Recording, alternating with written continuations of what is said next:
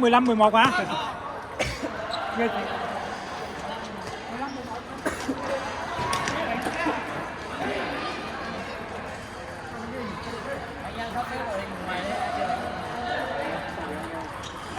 Sao sân ba này Người đến họ ở trong lịch kia là nó ghi rồi đấy, có sân nó thuê đến 21 giờ luôn rồi, nhưng kiểu nó bỏ mình không biết đây, mà nó không nói mà nó lấy tiền không, mà nó không cho vào đâu.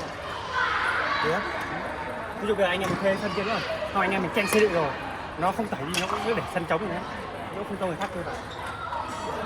Thế thì mình cứ vào đánh thôi, khi nào người ta vào thì mình ra Được. đúng không? Bảo là hôm nay xô được cả hôm nay là sai. Nó nhắc rồi. Mình không biết là không có tội, không biết là không có tội mình xô được cả hôm nay là sai đâu rồi.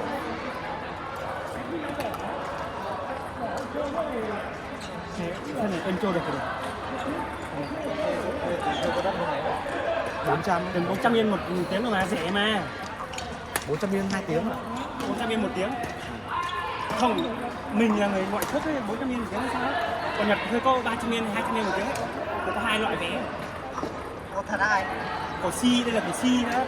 Cho nên là mới nhiều như thế. Thả ra em đánh cái sân ở chỗ Si gần nhà có 300 yên một cầu, một buổi nó hỗ trợ cầu ấy.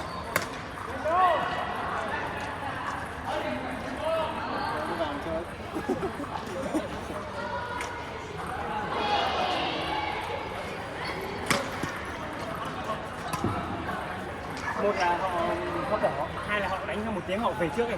Họ thuê đến ví dụ họ thuê 5 giờ bây giờ 3 giờ người ta về rồi. Và họ đến muộn rồi nữa. Còn ở trong lịch kia là hết kín rồi.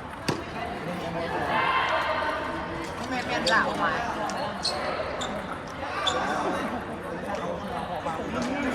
Mình cầm vào tàu này là mình thử.